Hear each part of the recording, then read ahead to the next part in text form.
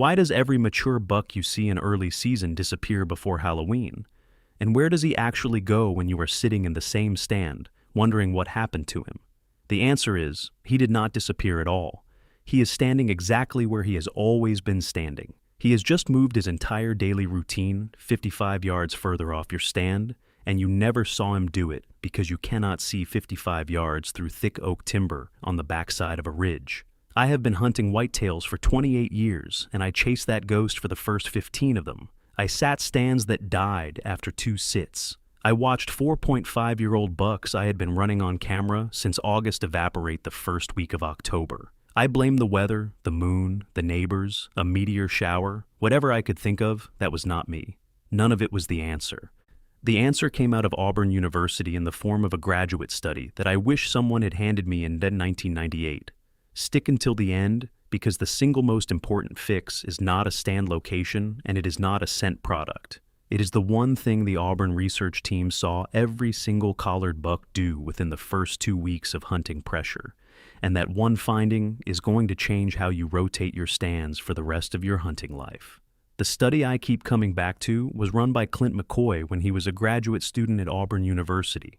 He and his team put GPS collars on 37 mature bucks and tracked their every step across an entire hunting season on a southeastern property under normal hunting pressure. The findings were brutal for anyone who has spent 20 years sitting the same 3 stands every fall.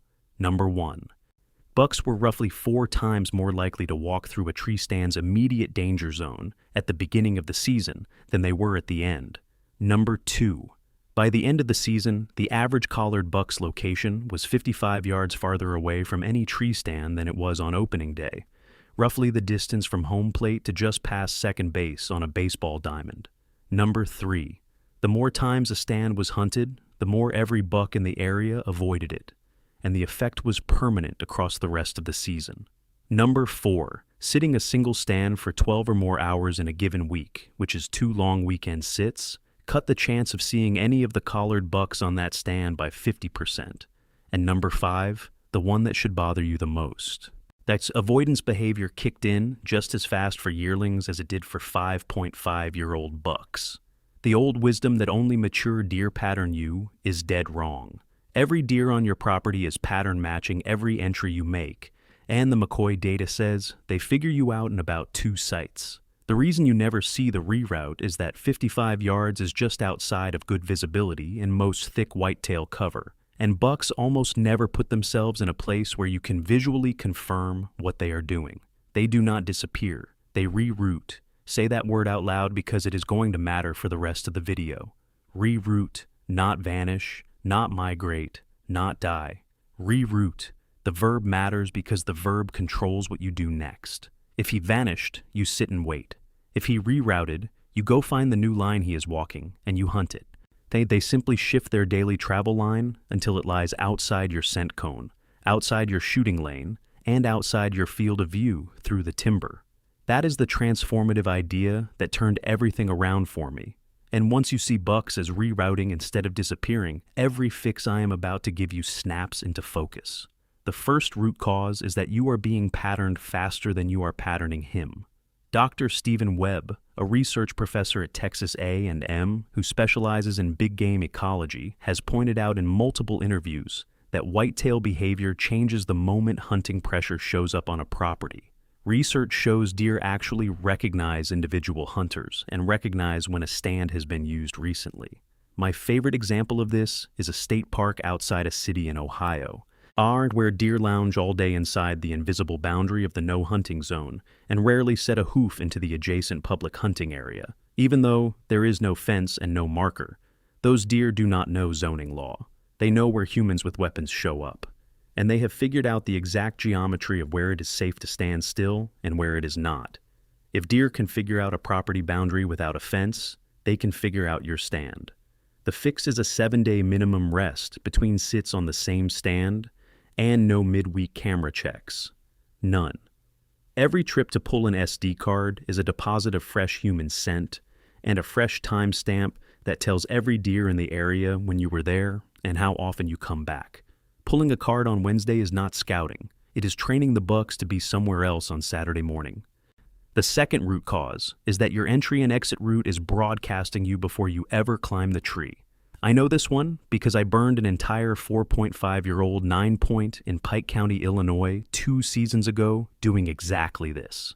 I had a perfect stand on a terrain funnel that is a narrow strip of cover between 2 open areas that forces deer to walk through a specific corridor. The stand itself was in the right tree, the wind was right, the timing was right.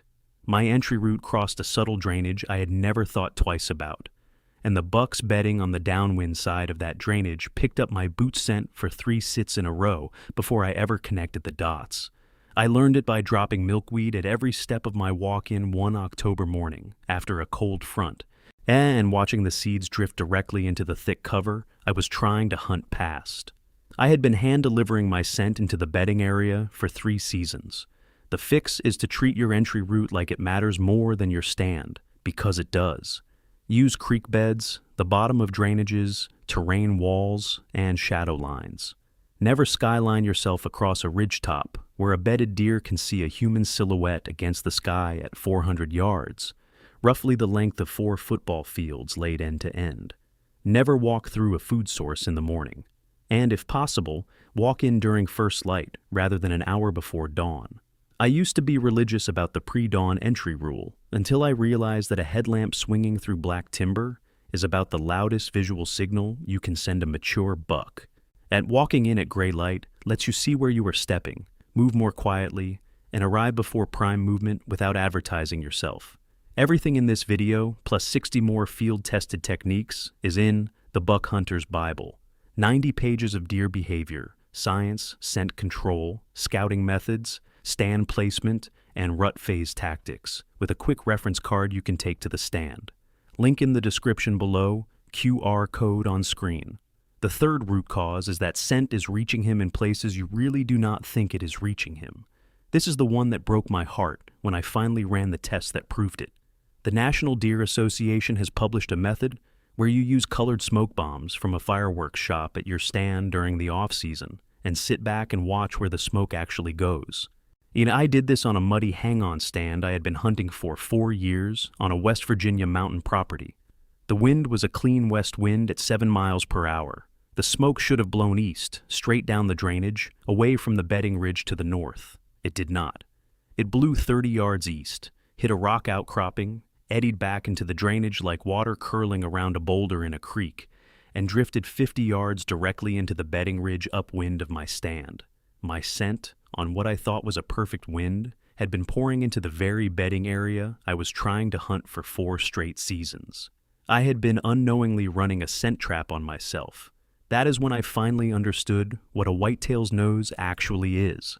The current research puts a mature buck at roughly 297 million olfactory receptors inside his nose, about 60 times more than a human. Field and Stream ran a test years ago with a drug-sniffing dog and confirmed that a whitetail can detect a human at concentrations below 1 part per billion from up to 300 yards away, the length of 3 football fields in ideal conditions. That is not a superpower. That is just the baseline. The fix is to smoke bomb test every single stand you own during the off-season under different wind directions and carry real milkweed in your pocket, not a wind app on your phone.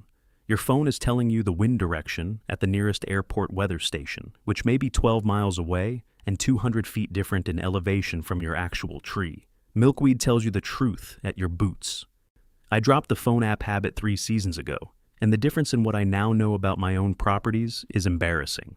The fourth root cause is that mature bucks are circling 50 to 80 yards downwind of your stand, and you are never seeing them do it. This is the single most documented behavior in all of whitetail science, and it is the one that gets ignored the most. A mature buck almost never approaches a food source, a bedding area, or a stand location from directly upwind. He approaches in a crescent or a half moon from the downwind side, scent checks at 50 to 80 yards out, roughly the distance across a large grocery store parking lot, and makes his commit decision based entirely on what his nose tells him in those 15 to 30 seconds of scent reading. If he smells you, he does not blow. He does not stomp. He does not do anything dramatic. He silently backs out the way he came and reroutes the rest of his day around your location. I have watched this happen exactly twice on my own property with thermal imaging equipment, and it changed how I think about stand placement permanently. The fix is to hang your stands with what I call a terrain wall on the downwind side. A steep drop-off, a cliff, a deep creek, a thick blowdown, anything that physically prevents a buck from circling around behind you.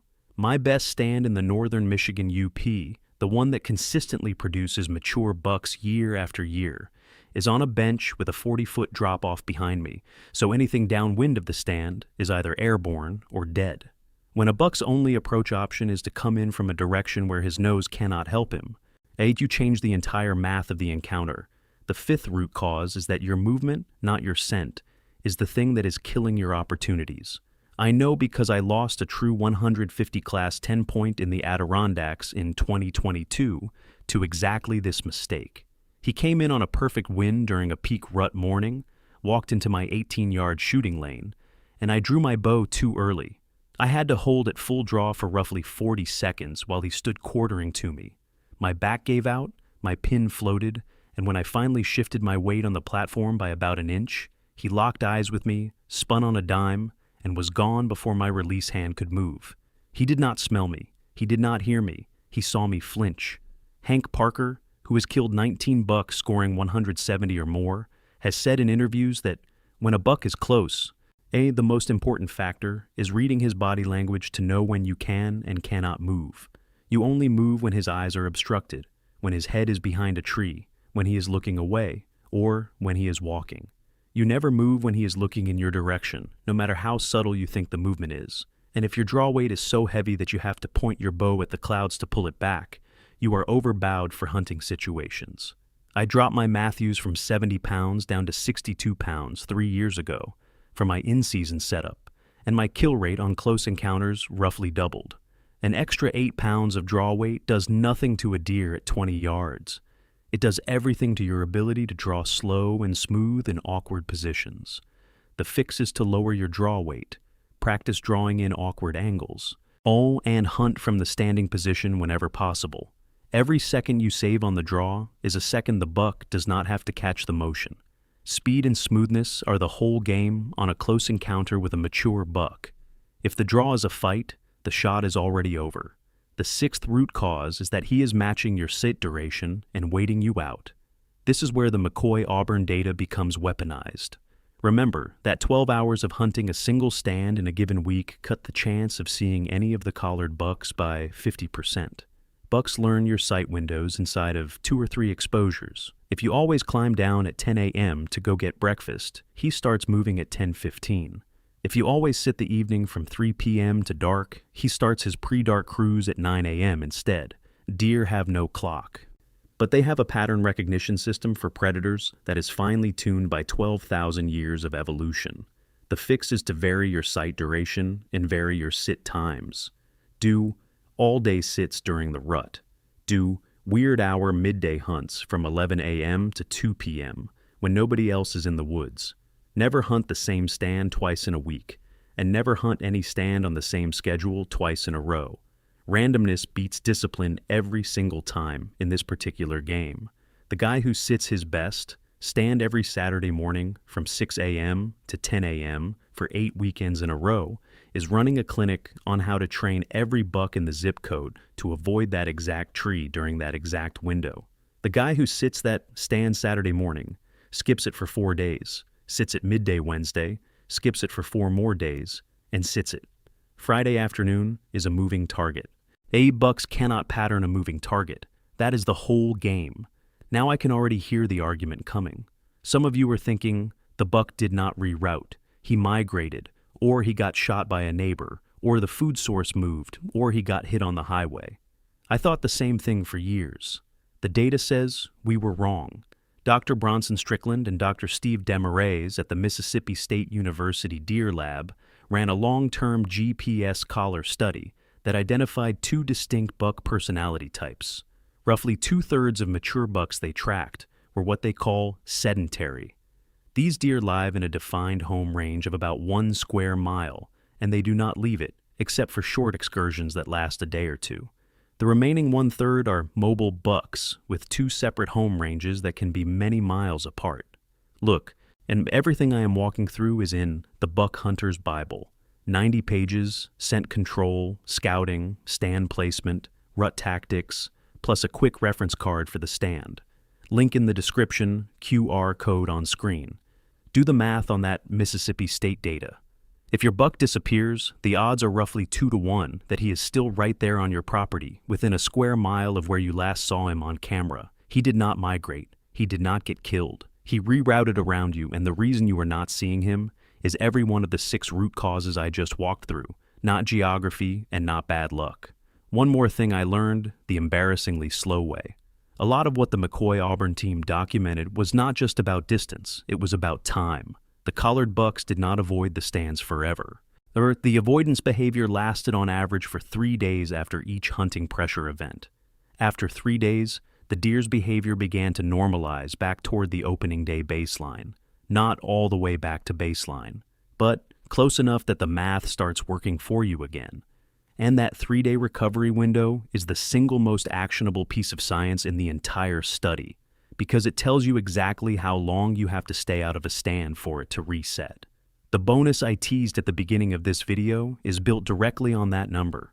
Most hunters I know rotate their stands every 2 days because they think 48 hours is enough for the woods to forget them. The Auburn data says it is not enough. The deer remember for 3 full days. What you want is to hunt each stand once, then rest it for 4 full days, which puts you 1 solid day past the recovery window and resets that stand to opening day conditions every single rotation. For a 4-stand system, that works out perfectly.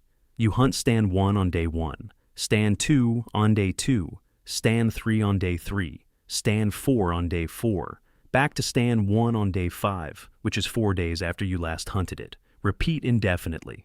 Every stand in your rotation sits at peak effectiveness every time you climb into it, all season long. Most hunters will never do this because it sounds like too much discipline and not enough hunting. But the math is ruthless. A rotation like this, run against the raw data from the McCoy study, should roughly double your mature buck encounters across a full season compared to hunting the same 2 favorite stands every weekend like most guys do. Heck, I switched to a 4-stand rotation 3 seasons ago on my main West Virginia mountain property, and I have killed 2 4.5-year-old bucks from that system in the last 2 falls, after going 4 straight years of failure on the same ground, using the old, seat the best stand every weekend approach. The property did not change, the deer herd did not change, the wind patterns did not change. The only variable I flipped was the rotation schedule, and the results were immediate. Same property, same deer herd, different rotation. That is the whole delta. That is the entire lesson of the McCoy Auburn study in 1 sentence. That is the fix. Do not add more gear. Do not buy more cameras. Do not burn more vacation days. Just rotate the stands you already own on a 4-day recovery schedule and get out of your own way. Y'all, everything you think you know about your property is probably a little bit wrong because you have been building your red from incomplete information. The buck you thought was a ghost was never a ghost. He was 55 yards deeper into the oaks, cruising a parallel trail you never walked, feeding in a food source you never found, bedding in a thicket you never scouted, all because you were exactly predictable enough to route him there and exactly unaware enough to never notice. That is the humbling truth of the whole thing, and it is also the best possible news, because if he is still there, and the Mississippi State data says he almost certainly is, then the only thing standing between you and him is the 6 fixes we just walked through. None of them cost money. None of them require new gear. None of them require you to become a better hunter overnight. They just require you to stop being predictable. Start the 4-day rotation next weekend. Smoke bomb test your best stand during the next off-season.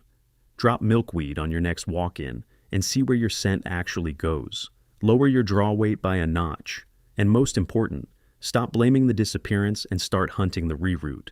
The buck is there. He has always been there. He was there last year and the year before that. And he will be there next year if you do not run him off the property with another season of predictable pressure. You just have to stop giving him a reason to step 55 yards to the left of where you want him to be.